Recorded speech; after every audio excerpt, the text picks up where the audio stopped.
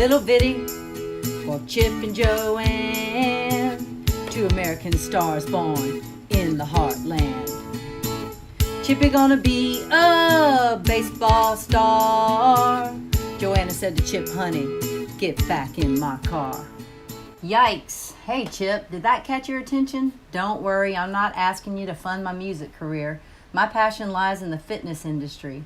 I'm asking you to chip in for healthy gains. My name is Allie and I'm the sole owner of a personal training business called Project Fit.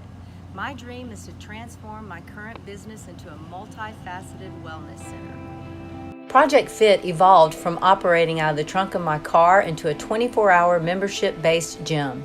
The traditional fitness model in our area leaves a large portion of the community underserved.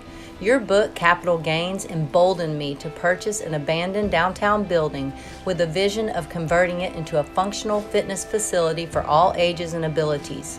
My goal is to provide equipment and added programs for children, seniors, and those with physical limitations.